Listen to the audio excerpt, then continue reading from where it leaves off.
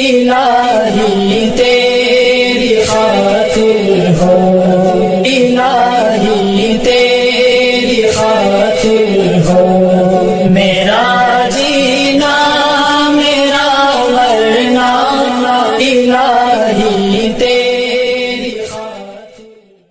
بسم اللہ الرحمن الرحیم، نحمدہ ونصلی علی رسولہ الکریم، اما بعد،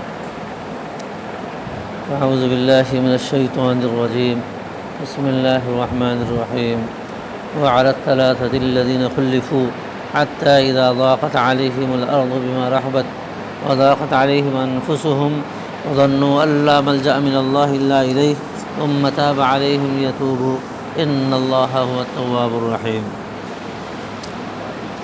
محترم بزرگوں، دوستو، اللہ تعالیٰ نے احسان فرمایا، کرم فرمایا، فضل فرمایا کہ ہم سب کو اپنے گھر میں آنے کی توفیق عطا فرمائی، اور اللہ تعالیٰ مزید کرم فرمایا اللہ تعالیٰ نے کہ دین کی بات کہنے سننے کی توفیق عطا فرمائی۔ اللہ تعالیٰ ہمارے آنے کو، ہمارے کہنے سننے کو قبول فرمائے، ہماری نمازوں کو قبول فرمائے، اور ہمارے لیے دنیا اور آخرت میں نجات اور کامیابی کا ذریعہ بنائے۔ بھائیو، دوستو، بزرگوں، کامیاب وہ آدمی ہوگا جس کو اللہ کامیاب کرے گا، اور ناکام وہ ہوگا جس کو اللہ ناکام کرے گا۔ اور کامیاب صحیح معنوں میں وہی ہے جس کو اللہ کامیاب کہے اور اللہ کامیاب کرے، اور ناکام وہی ہے جس کو اللہ ناکام کرے اور ناکام کہے۔ یوں تو دنیا میں مختلف قسم کے لوگ ہیں جو اپنے اعتبار سے کامیابی اور ناکامی کا فیصلہ کرتے ہیں کہ مال ہو گیا تو کامیاب ہو گیا، زمین ہو گئی تو کامیاب ہو گیا، نوکری مل گئی بڑی تو کامیاب ہو گیا۔ حالانکہ ان چیزوں میں کامیابی نہیں ہے۔ کامیابی تو اللہ تعالیٰ نے جیسا بتا دیا کہ اس کے دین میں ہے، اس کے دین میں کامیابی ہے، اور محمد الرسول اللہ صلی اللہ علیہ وسلم کی پیروی میں ہے۔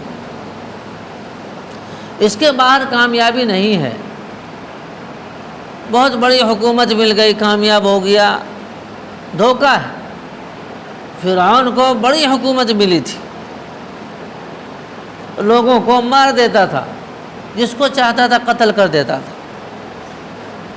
آج پیدا ہونے والے بچے کو قتل کر دیتا تھا، کوئی پوچھنے والا نہیں۔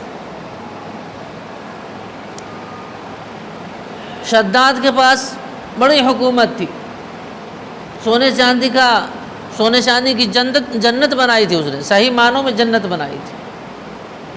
نمرود پوری دنیا کا بادشاہ تھا، نمرود پوری دنیا کا بادشاہ تھا، بخت نصر پوری دنیا کا بادشاہ تھا، لیکن اس دنیا سے یہ لوگ گئے، اللہ تعالیٰ نے ان کی ناکامی انہیں دکھائی، اپنی ناکامی کو دیکھ کر مرے ہیں یہ لوگ۔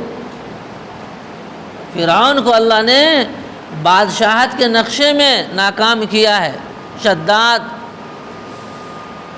نمرود، بخت نصر، ان سب کو اللہ تعالیٰ نے بادشاہت کے نقشے میں نہ صرف یہ کہ ناکام کیا، ذلیل بھی کیا ہے، سب ذلیل ہو کر مرے۔ اسی طرح سے بہت مال ہو گیا تو کامیاب ہو گئے، یہ دھوکہ ہے۔ قارون کو اللہ تعالیٰ نے اتنا مال دیا تھا کہ 40 پہلوان اس کے خزانے کی چابی اٹھانے میں تھک جایا کرتے تھے، اتنا مال۔ پھر اس کے تالے کتنے ہوں گے، تالے کتنے پہلوان اٹھاتے ہوں گے،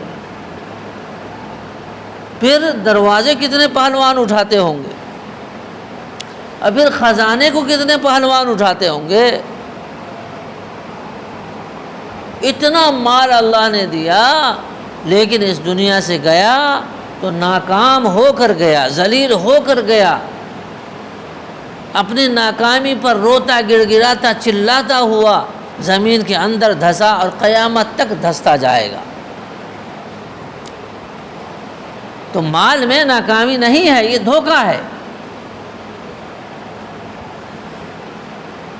اسی طرح سے اللہ تعالیٰ نے نوکریوں میں کامیابی رکھی ہوتی تو سب سے بڑی نوکری وزیر کی ہوتی ہے۔ حامان فرعون کا وزیر ہے، لیکن مرا تو وہ بھی ناکام ہو کر گیا۔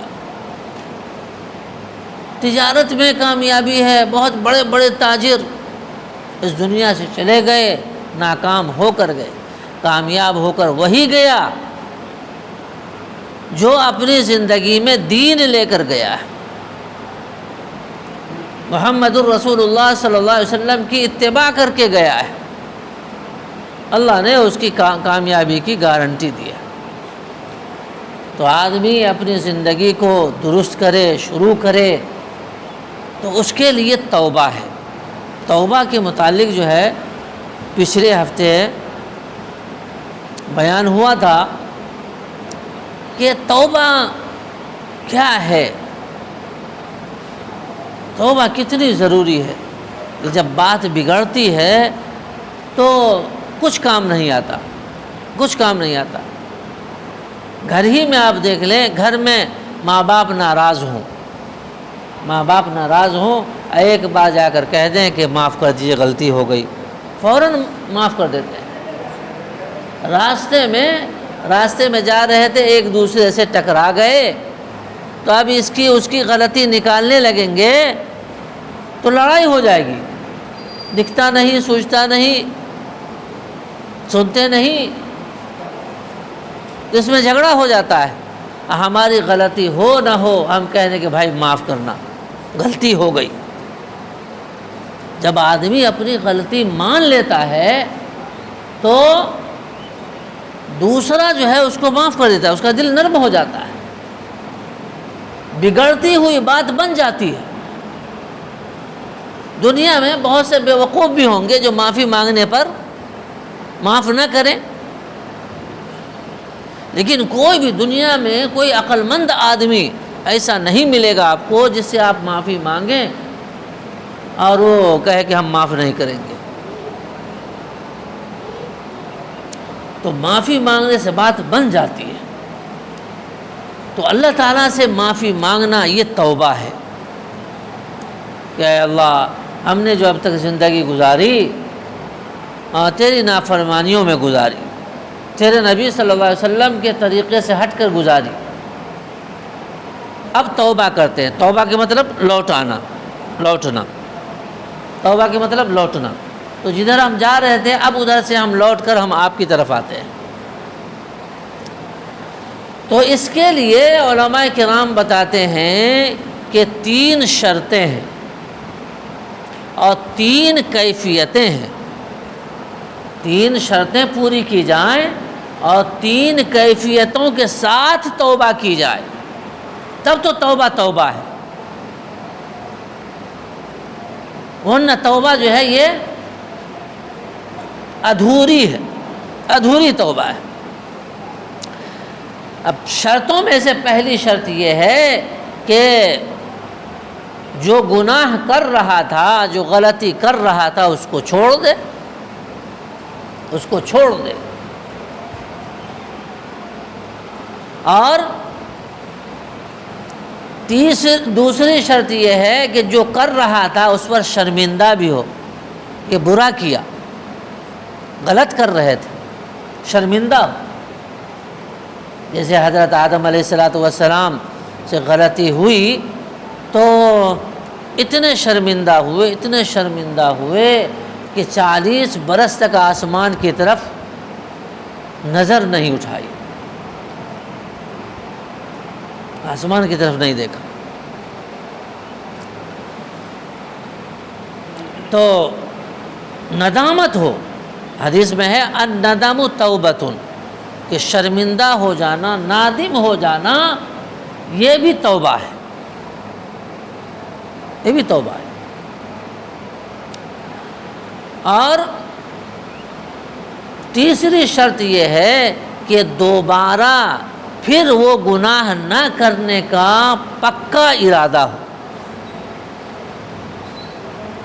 پکا ارادہ ہو کہ اب دوبارہ یہ گناہ نہیں کریں گے۔ اب ہم سوچیں گے کہ پھر ہو جائے تو اس لیے توبہ ہی نہ کرو۔ ارے پھر ہو جائے گا گناہ تو پھر کر لیں گے۔ اللہ تعالیٰ معاف کرنے سے نہیں تھکتا، ہم توبہ کرتے کرتے تھک جائیں گے، لیکن اللہ معاف کرنے سے نہیں تھکے گا۔ اللہ کبھی نہیں کہے گا کہ اتنی بار کہہ چکے اب آئے ہو، اب تم نہیں سدھرو گے، تم نہیں سدھرو گے۔ اللہ ایسا نہیں کہتا۔ ہم لوگ ایسا کہہ دیتے ہیں کہ کتنی بار تو کر چکے، اب تم نہیں سدھرنے والے، لیکن اللہ تعالیٰ ایسا نہیں کہتا۔ اگر 70 مرتبہ بھی گناہ ہو جائے تو بندہ 70 مرتبہ توبہ کرے تو اللہ تعالیٰ کو توبہ قبول کرنے والا اور رحم کرنے والا پائے گا۔ تو 3 شرطیں ہوں کہ گناہ کو چھوڑ دے اور شرمندہ ہو جو کیا ہے اس پر، اور دوبارہ نہ کرنے کا ارادہ ہو۔ یہ 3 شرطیں جو ہیں یہ ہمیشہ ہیں۔ لیکن کچھ گناہ ایسے ہیں جن کا تعلق بندوں کے حقوق سے ہوتے ہیں۔ ایسے جتنے گناہ ہیں اس میں تو اللہ کی نافرمانی ہوتی ہے، چاہے کسی پر ظلم بھی کریں تو اس میں اللہ کی نافرمانی تو ہوتی ہے، لیکن اگر ہمارا گناہ کسی بندے کے حقوق سے متعلق ہو جائے تو پھر اس بندے سے معافی مانگنا بھی ضروری ہو جاتا ہے۔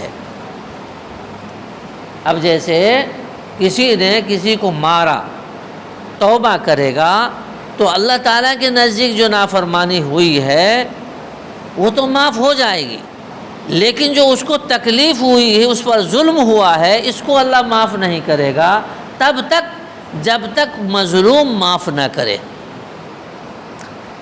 کسی کے کچھ روپے لیے اور دیے نہیں، تو اب جب تک اس کا روپیہ نہیں واپس کرے گا تو اللہ تعالیٰ بھی اس گناہ کو باقی رکھے گا، معاف نہیں کرے گا۔ اس لیے حقوق العباد بہت اہم ہے۔ کسی کی غیبت کی ہے تو جس کی غیبت کی اس کو جا کر کہنا پڑے گا، اس سے معافی مانگنی پڑے گی کہ بھائی میں نے آپ کی ایسی ایسی برائی کی تھی، آپ ہمیں معاف کر دیں، اب میں توبہ کر رہا ہوں، مجھے معاف کر دیں، آئندہ انشاءاللہ آپ کی برائی نہیں کروں گا۔ تو وہ معاف کر دے گا تو معاف ہو جائے گا۔ اور معافی مانگنے کے بعد دیکھیے کچھ لوگ نہیں معاف کرتے ہیں، معافی مانگنے پر کچھ لوگ معاف نہیں کرتے، تو اس سے معافی مانگنے والے کا کچھ نقصان نہیں، پھر اللہ تعالیٰ معاف کر دے گا اپنی طرف سے۔ جو سب کچھ تو اللہ کے ہاتھ میں ہے۔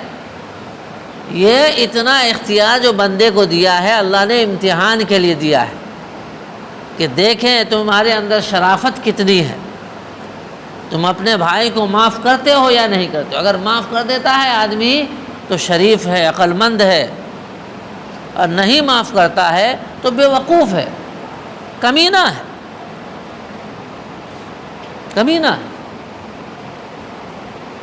تو معافی مانگنے سے بہرحال معافی مانگنے والے کا کوئی نقصان نہیں ہوتا، اس کا کام ہو گیا، اللہ اپنی طرف سے معاف کرے گا۔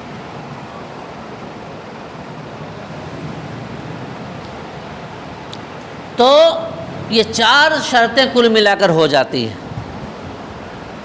تو یہ 4 شرطیں ہیں، ان کے بغیر توبہ نہیں ہے۔ اور توبہ میں جو کمال آئے گا، 3-4 شرطیں پوری کر لی، اب جو اس میں کمال آئے گا وہ کیفیت سے کمال آئے گا کہ اللہ تعالیٰ کے نزدیک جو مطلوب ہے وہ کیفیت ہے۔ اللہ تعالیٰ کمیت کو نہیں دیکھتے، کمیت یعنی کتنا کیا، اللہ تعالیٰ اس کو نہیں دیکھتے کہ کتنا کیا، کمیت کو نہیں دیکھتے، اللہ تعالیٰ کیفیت کو دیکھتے ہیں کہ کیسے کیا، کس کیفیت کے ساتھ کیا۔ تو کیفیت پر اللہ تعالیٰ کا فیصلہ ہوتا ہے۔ تو توبہ کے لیے اللہ تعالیٰ نے 3 کیفیتیں بتائیں قرآن میں، سورۃ توبہ میں اللہ تعالیٰ نے کیفیتیں بتائیں۔ 3 صحابہ تھے جو غزوہ تبوک میں رسول اللہ صلی اللہ علیہ وسلم کے ساتھ نہیں نکل سکے، نہیں نکل سکے۔ ایک کعب بن مالک، ایک ہلال بن امیہ، ایک مرارہ بن ربیع۔ یہ دونوں بعد کے جو 2 صحابی ہیں، ہلال بن امیہ، مرارہ بن ربیع، یہ دونوں بدری ہیں۔ اب بدریوں کی معافی کی گارنٹی ہے، اللہ کے رسول صلی اللہ علیہ وسلم نے دے دی کہ اب تم لوگ جو بھی چاہو کرو، تم بخشے بخشائے ہو۔ بدر والے جو ہیں کچھ بھی کریں گے، وہ جہنم میں نہیں جا سکتے، گارنٹی۔ اور کعب بن مالک جو ہے عقبہ اولا کے ساتھی ہیں، یعنی کہ سب سے پہلے رسول اللہ صلی اللہ علیہ وسلم پر ایمان لانے والی جماعت کے ساتھی ہیں، جو مدینہ منورہ سے لوگ گئے تھے حج کرنے، ایمان لائے تھے، تو ان ساتھیوں میں سے ہیں۔ لیکن اللہ کے راستے میں نہیں نکلے، دین کی محنت کے لیے نہیں نکلے، تو ان حضرات کے ساتھ 50 دنوں تک بائیکاٹ ہوا ہے، 50 دنوں کا بائیکاٹ، کہ کوئی مسلمان بات نہیں کرتا تھا، سلام نہیں کرتا تھا۔ سلام تو سلام یہ کرتے تھے تو جواب نہیں ملتا تھا، ایسی سزا دی گئی۔ ہم لوگ دین کی محنت کو ضروری نہیں سمجھتے۔ دین کی محنت انفرادی طور پر جماعت بن جاتی، جب آدمی کرنا شروع کرتا ہے تو جماعت بن جاتی ہے، اور جب جماعت بنتی تو کچھ نام دے دیا جاتا ہے، یہ جماعت وہ جماعت۔ اور جب مختلف قسم کے لوگ ایک جماعت بن جاتی ہے تو مختلف رائے آتی ہیں، اس پر جو ہے مختلف اصول بنتے ہیں۔ تو بہرحال جماعت کی شکل میں کریں، بہت ساری جماعتیں محنت کر رہی ہیں، تو ہر مسلمان کسی نہ کسی جماعت سے جڑ کر کے محنت کرے، یہ اجتماعی محنت ہو گئی۔ ورنہ اگر وہ کسی جماعت سے اتفاق نہیں کرتا تو پھر انفرادی طور پر محنت کرنا واجب ہے۔ امتی ہونے کا یہ فریضہ ہے کہ آدمی امر بالمعروف نہی عن المنکر، اللہ تعالیٰ نے جو کہا ہے کہ مرو بالمعروف ونہوا عن المنکر، کہ نیکیوں کا حکم کرو، برائیوں سے روکو، تو یہ کسی خاص جماعت کے لیے نہیں، ہر ایک امتی سے ہے، ہر ایک امتی اس کا ذمہ دار ہے۔ اللہ کے رسول صلی اللہ علیہ وسلم نے فرمایا الا کلکم راع وکلکم مسئول عن رعیتہ، کہ تم میں سے ہر ایک آدمی ذمہ دار ہے اور ہر ایک سے اس کی ذمہ داری کی باز پرس ہوگی، ذمہ داری کا سوال ہوگا، پوچھا جائے گا، تو ہر ایک ذمہ دار ہے۔ تو بہرحال تو اتنی بڑی غلطی ہو گئی، دین کی محنت نہ کرنا۔ ہر ایک آدمی کے اوپر ضروری ہے کہ وہ دین کی محنت کرے، جتنی اس کے اندر ہے بساط۔ اللہ کے رسول صلی اللہ علیہ وسلم نے تو اتنا بتا دیا کہ بلغوا عنی ولو آیہ، اگر تم کو ایک آیت معلوم ہے تو وہ پہنچا دو، اگر پہنچانے سے آیت کا تعلق ہے تو ایک آیت پہنچانا معلوم ہے تو ایک آیت پہنچا دو۔ دوسرا مطلب یہ ہے کہ بہت نہیں پہنچا سکتے، معلوم تو بہت ہے لیکن ایک ہی تم پہنچا سکتے ہو، موقع نہیں، فرصت نہیں ہے، تو کیا کرو، ایک ہی پہنچا دو، مگر پہنچاؤ، ایک ہی بات پہنچاؤ مگر پہنچاؤ، ضروری ہے، یہ ہر ایک کی ذمہ داری ہے۔ ہم یہ کہہ لیں کہ فلانا ایسا، اب فلانی جماعت ایسی، فلانی تنظیم ایسی، یہ تبصرہ کر کے رہ جانے سے ہماری ذمہ داری پوری نہیں ہوئی۔ تبصرہ کرنا ذمہ داری تھوڑا ہی ہے، یہ تو گناہ ہے، یہ تو غیبت ہے، بہتان کہیں پر بہتان بھی ہو جاتا ہے، غیبت کرتے کرتے آدمی بہتان پر بھی چلا جاتا ہے۔ تو غیبت جو ہے معاف نہیں ہوتی، غیبت معاف نہیں ہوتی۔ آدمی غیبت کرنے والا نماز پڑھ رہا، روزے رکھ رہا، شب میں تہجد بھی پڑھ رہا ہے، اور جب قیامت میں جائے گا تو ڈھیر سارے گناہ اس کے نام اعمال میں موجود رہیں گے۔ ابھی موضوع ادھر چلا جائے گا، یہ خود بہت بڑا موضوع ہے، تو انشاءاللہ پھر کبھی اس پر بات کروں گا، غیبت پر، کہ غیبت کرنے والا کتنا گناہ کر لیتا ہے نہ کرتے ہوئے، اس کا نام اعمال گناہوں سے بھرا ہوا رہے گا۔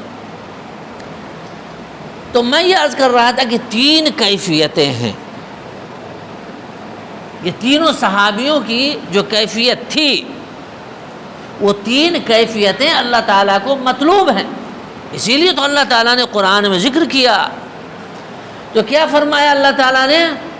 وَعَلَى الثَّلَاثَةِ الَّذِينَ خُلِّفُوا، کہ وہ 3 لوگ جو پیچھے کر دیے گئے تھے، یا جن کا معاملہ پیچھے کر دیا گیا تھا۔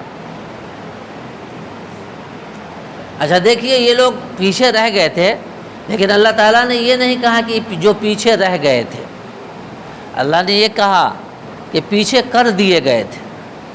وہ ہے کہ اللہ نے ان کو پیچھے رکھا تھا تاکہ صحابہ نے، دیکھو جو غلطی نبی کے شایان شان تھی وہ اللہ تعالیٰ نے نبی سے کرائی، اور جو غلطی نبی کے شایان شان نہیں تھی وہ صحابہ سے کرا لی۔ جیسے نبی سے کیا کرایا، وہ ہم لوگ کی نگاہ میں غلطی نہیں ہے، معاذ اللہ، ہم لوگ جو ہے غلط نہیں کہہ سکتے اس کو۔ اللہ اور ارے بھائی، 2 محبوب کے درمیان جو تعلق ہوتا ہے اس کو کوئی دوسرا تیسرا نہیں سمجھ سکتا۔ ایک شاعر کہتا ہے، میاں عاشق و معشوق رمزیست، کرامن کاتبی خبر نیست، کہ عاشق و معشوق کے درمیان کچھ ایسے اشارے ہوتے ہیں جن کو کرامن کاتبین بھی نہیں سمجھ سکتے۔ تو یہ تو اللہ اور رسول اللہ صلی اللہ علیہ وسلم کا معاملہ ہے۔ اب جیسے انشاءاللہ بھول جانا، یہ نبی کے شایان شان بات ہے، تو اللہ تعالیٰ نے نبی صلی اللہ علیہ وسلم کو بھلا دیا۔ اللہ تعالیٰ خود کہتا، ما ننسخ من آیۃ او ننسها نأتی بخیر منها او مثلها، کہ ہم جس آیت کو چاہیں گے منسوخ کر دیں گے یا بھلا دیں گے، تو اللہ بھلاتا ہے۔ ایک مرتبہ اللہ کے رسول صلی اللہ علیہ وسلم کو نماز میں سجدہ سہو ہو گیا، تو آپ صلی اللہ علیہ وسلم نے یہ فرمایا کہ میں بھولتا نہیں ہوں بلکہ میں بھلایا جاتا ہوں، اننی لا انسا، کہ میں بھولتا نہیں ہوں، بلکہ بل انا انسا، او کما قال صلی اللہ علیہ وسلم، کہ میں بھلایا جاتا ہوں۔ تو اللہ تعالیٰ نے بھلایا، غلطی جو ہے اللہ تعالیٰ نے کروائی۔ ایک مرتبہ سرداروں نے کہا تھا کہ آپ ہمارے لیے الگ مجلس بنائے، ہم غریبوں کے ساتھ نہیں بیٹھیں گے۔ تو اللہ کے رسول صلی اللہ علیہ وسلم نے سوچا کہ چلو یہ لوگ اتنا پریشان کر رہے ہیں مسلمانوں کو، اگر یہ لوگ مسلمان ہو جائیں تو مسلمانوں کو آرام ملے گا، راحت ملے گی، تو ایک مجلس ہی تو الگ کرنی ہے۔ تو آپ صلی اللہ علیہ وسلم نے الگ ایک مجلس میں ابو جہل اور سردار لوگ جو تھے مکہ کے، ان کو بٹھایا، اور اسی وقت اللہ تعالیٰ نے ایک نابینا صحابی عبداللہ ابن ام مکتوم کو بھیج دیا۔ وہ دیکھ نہیں رہے تھے کہ اللہ کے رسول صلی اللہ علیہ وسلم کہاں بیٹھے ہیں، کیا کر رہے ہیں۔ جگہ پر پہنچے تو کہا، سلام کیا، تو آپ صلی اللہ علیہ وسلم کو یہ بات جو ہے پسند نہیں آئی، تو ناگواری کا اظہار کیا، جو چہرے پر ناگواری کے آثار ہوتے ہیں، اور رخ کو موڑ لیا ادھر۔ تو اللہ تعالیٰ نے عبس و تولا کی 11 آیتیں نازل فرمائی، اور اس میں آپ صلی اللہ علیہ وسلم کو تنبیہ فرمائی۔ بہرحال تو ایسی غلطی آپ صلی اللہ علیہ وسلم سے اللہ تعالیٰ نے کروائی، اور امت کو ایک پیغام دیا قیامت تک کے لیے کہ اب امت انشاءاللہ نہ بھولے، اب یہ امت غریبوں کو چھوڑ کر کے امیروں کی طرف نہ جائے، غریبوں کو چھوڑ کر کے امیروں کی طرف نہ جائے کہ امیر لوگ جو ہے کام سے لگ جائیں گے، مانوس ہو جائیں گے، مدرسے سے جڑ جائیں گے تو اچھا ہوگا وغیرہ وغیرہ، یہ نہ کرے۔ یہ قیامت تک کے لیے سبق ملا۔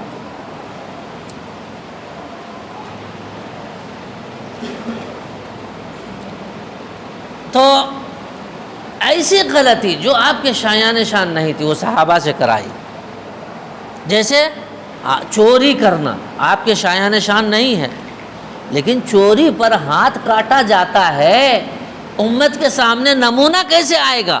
اس لیے اللہ تعالیٰ نے کسی صحابی سے چوری کروا لی، اب امت کے سامنے چوری کی سزا آئی کہ دیکھو ہاتھ کیسے کاٹا جاتا ہے۔ اللہ کے رسول صلی اللہ علیہ وسلم نے حد جاری فرمائی اور ان کا ہاتھ کاٹا گیا۔ زنا کرنا یہ نبی کے شایان شان نہیں، تو صحابہ سے اللہ تعالیٰ نے کسی ایک صحابی سے، اور پھر لوگ تو یہ کہہ دیتے ہیں بعض کہ صحابہ نے زنا بھی کیا، چوری بھی کی، نعوذ باللہ، ایسا ہرگز نہیں کہنا چاہیے۔ کیا بھائی ہمارے معاشرے میں بھی زناکار لوگ موجود ہیں، تو کیا جس طرح صحابہ نے کیا اس طرح کر لیتے ہیں؟ زنا ہو گیا تو آ رہے ہیں کہہ رہے ہیں کہ اے اللہ کے رسول مجھے پاک کر دیجئے، مجھے پاک کر دیجئے۔ ادھر سے آئے کہا کہ اے اللہ کے رسول میں نے زنا کر لیا، مجھے پاک کر دیجئے، تو آپ صلی اللہ علیہ وسلم نے ادھر رخ موڑ لیا، پھر ادھر آ کے کہہ رہے ہیں کہ اے اللہ کے رسول میں نے زنا کر لیا، مجھے پاک کر دیجئے، پھر آپ نے ادھر منہ کر لیا تو ادھر آ کے کہہ رہے ہیں۔ تو آپ صلی اللہ علیہ وسلم ٹالنے کے لیے کہہ رہے ہیں کہ نہیں تم نے ایسا نہیں کیا ہوگا، تمہیں شبہ ہو گیا ہے، یہ ہو گیا ہوگا، وہ ہو گیا ہوگا۔ آپ صلی اللہ علیہ وسلم خود جو ہے تم سے جو ہے ایسا نہیں ہوا ہوگا۔ تو اللہ تعالیٰ نے، اللہ کے رسول صلی اللہ علیہ وسلم نے بڑی تفصیل سے پوچھا کہ بھائی بالکل زنا ہو گیا؟ تو انہوں نے کہا کہ ہاں، یہاں تک کہ کہا کہ حتی الرشاء فی الدلو، یہاں تک کہ رسی ڈول کے اندر چلی گئی تھی، اس طرح پوچھا۔ تب انہوں نے کہا ہاں، تب اللہ کے رسول صلی اللہ علیہ وسلم نے کہا کہ ٹھیک ہے اب سنسار کیا جائے۔ تو ایسا کوئی مسلمان مل سکتا ہے آج؟ یہ تو صحابہ ہی کا ظرف تھا اور ان کا ایمان تھا کہ جان چلی جائے لیکن ہم پاک ہو جائیں۔ تو یہ گناہ کی جو اہمیت صحابہ کے نزدیک تھی وہ ہمارے اندر کہاں ہے، ہمارے نزدیک کہاں ہے؟ اس لیے وہ فوراً توبہ کرتے تھے، کسی قیمت پر بھی توبہ کرنا ہے چاہے جان چلی جائے۔ ایک عورت ہے اس سے زنا ہو گیا تو وہ آئی کہنے لگی کہ اے اللہ کے رسول صلی اللہ علیہ وسلم مجھ سے زنا ہو گیا، اور شادی شدہ تھی۔ تو کہا کہ ہو سکتا ہے کہ زنا کے نتیجے میں حمل ٹھہر جائے، تو تم انتظار کرو۔ اب انتظار کیا تو پتہ چلا کہ حمل ہے، تو کہا جب بچہ جن لو تب آؤ۔ بچہ جن کر کے واپس آئی، اتنا زمانہ ہے پلٹ سکتی تھی، پھر سکتی تھی۔ بچہ جننے کے بعد آئی اور کہنے لگی اے اللہ کے رسول اب مجھے پاک کر دیجیے۔ تو اللہ کے رسول صلی اللہ علیہ وسلم نے فرمایا کہ ابھی تو 2 سال دودھ پلانے کے ہیں، جاؤ ابھی اس کو دودھ پلاؤ یہاں تک کہ بچہ کچھ دانہ کھانے لگے۔ چلی گئی، اب 2 سال کی مدت ملی ہے، اب کہیں بھی مکر سکتی ہے۔ اگر یہ کہہ دیتی کہ ہم نے نہیں کیا ہے تو سزا نہیں ملتی، لیکن نہیں، مکری نہیں۔ 2 سال کے بعد جب بچہ روٹی کھانے لگا تو اس کے ہاتھ میں روٹی کا ٹکڑا پکڑا کر اور رسول اللہ صلی اللہ علیہ وسلم کے پاس آئی اور کہنے لگی کہ اے اللہ کے رسول صلی اللہ علیہ وسلم، اب میرا بچہ روٹی کھانے لگا ہے، اب مجھے پاک کر دیجیے۔ تو ایسا کوئی گناہ گار ہوتا ہے؟ یہ تو صحابہ ہی کا ظرف تھا۔ تو یہ جو کیفیت ہوتی ہے، یہ کیفیت توبہ میں اللہ تعالیٰ کے نزدیک مطلوب ہے۔ اب گناہ کرتا ہے آدمی تو کیا ان صحابہ کی کیفیت اللہ تعالیٰ بتا رہے ہیں کیا؟ حَتَّى إِذَا ضَاقَتْ عَلَيْهِمُ الْأَرْضُ بِمَا رَحُبَتْ، کہ زمین اپنی کشادگی کے باوجود ان پر تنگ ہو گئی۔ کتنی بڑی زمین اللہ نے بنائی ہے، کتنی کشادگی ہے اس میں، ارے آدمی اس شہر میں نہیں رہ سکتا، کہیں دوسرے شہر میں چلا جائے، محنت مزدوری کر کے کہیں بھی کما کھا سکتا ہے۔ اب پہلے آفیسر لوگ تو ہوتے نہیں تھے، یا تو کھیتی کرتے تھے، بکریاں چراتے تھے، اونٹ چراتے تھے، یا نہیں تو تجارت کرتے تھے۔ بڑے بڑے آفیسر ہوتے نہیں تھے، پڑھنا لکھنا ہوتا نہیں تھا، تو کہیں بھی چلے جاتے۔ اس وقت زندگی آسان تھی، کہیں بھی جا کر محنت مزدوری کر لیتے، لیکن نہیں گئے، زمین ان پر تنگ ہو گئی۔ وَضَاقَتْ عَلَيْهِمْ أَنفُسُهُمْ، زمین کا تنگ ہونا تو باہر کی چیز ہے، ان کی اپنی زندگی، اپنی جان، ان کی اپنی جان جو ہے وہ تنگ ہو گئی۔ ضاقت علیہم انفسہم، اپنی جان بھاری لگنے لگی کہ اس سراپا کو، اس گناہگار کو، اس گناہگار جسم کو کہاں کہاں لیے پھروں، کہاں کہاں لیے پھروں۔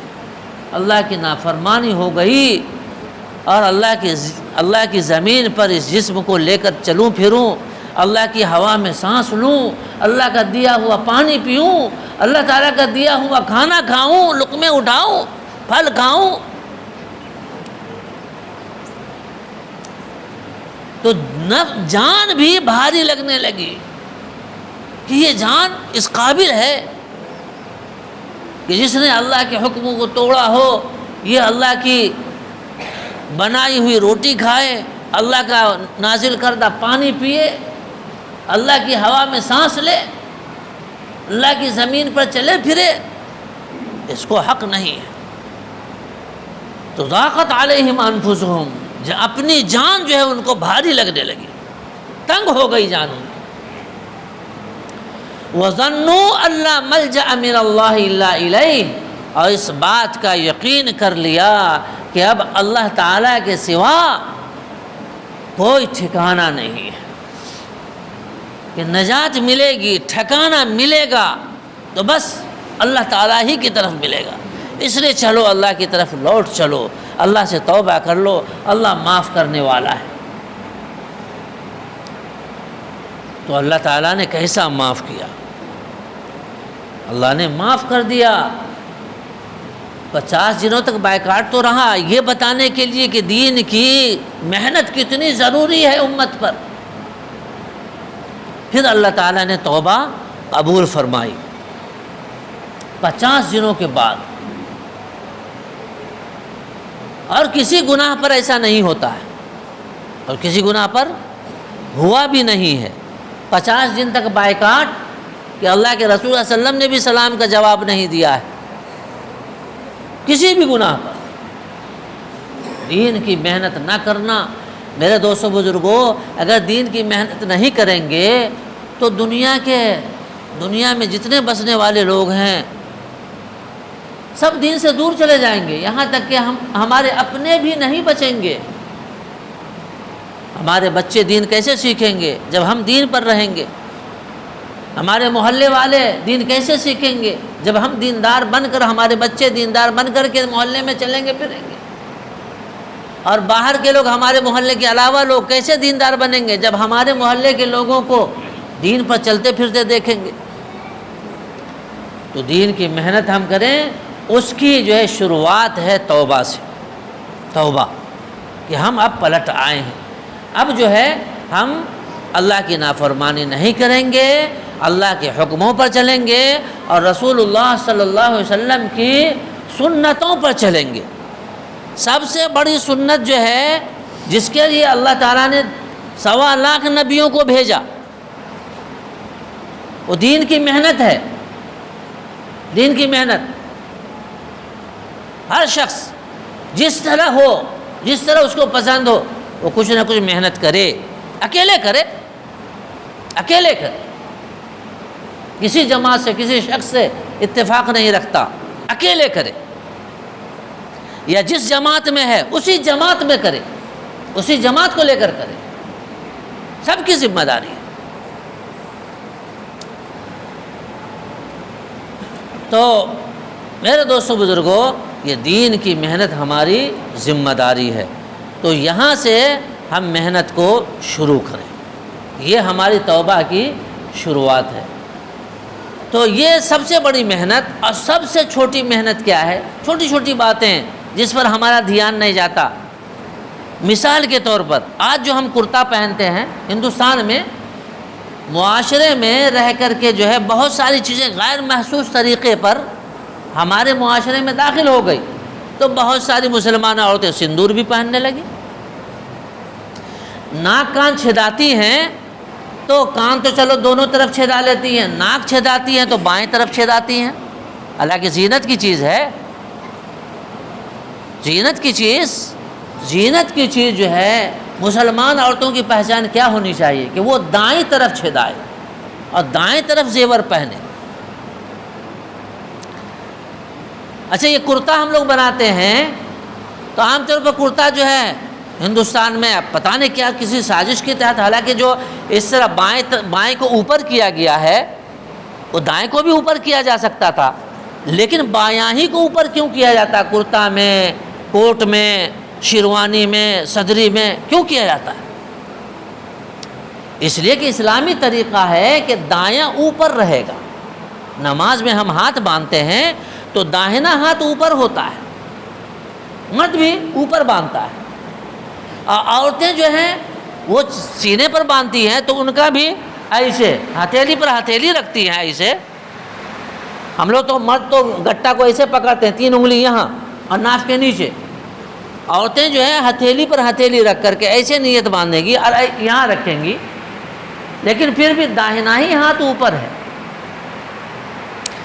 میت کو جو کفن پہناتے ہیں تو ہماری کتابوں میں کیا ہے کہ پہلے داہنے طرف کو لپیٹے، اس کے بعد پھر پہلے بائیں طرف کو لپیٹے، پھر داہنی طرف سے لپیٹے، تاکہ داہنے طرف کی چادر اور قمیص وغیرہ جو بھی ہے، داہنے طرف کا کپڑا وہ اوپر رہے۔ تو کرتا میں بھی داہنے کو اوپر رکھے، کوٹ میں، شیروانی میں، صدری میں، سب میں اوپر رکھے، مرد بھی اوپر رکھے، عورتیں بھی اوپر رکھے، اسے عورتیں بھی جو اوپر ہی ہاتھ باندھتی ہیں۔ ہماری فقہ کی کتاب جو ہے حنفی امام ابو حنیفہ کے نزدیک ہدایہ، اس میں ہے کہ میت کو اس طرح کفن دیا جائے گا جس طرح یہ زندگی میں پہنا کرتا تھا، جس طرح یہ زندگی میں پہنا کرتا تھا۔ کیا مطلب ہوا کہ زندگی میں بھی کپڑا ایسا ہی ہونا چاہیے کہ داہنا اوپر رہے، بایاں نیچے۔ تو کہہ رہے کہ بڑا سے بڑا عمل ہو یا چھوٹا سے چھوٹا عمل ہو، محمد الرسول اللہ صلی اللہ علیہ وسلم کے طریقے پر ہم کریں، سب لوگ کریں گے انشاءاللہ۔ اللہ تعالیٰ سمجھ عمل کی توفیق عطا فرمائے۔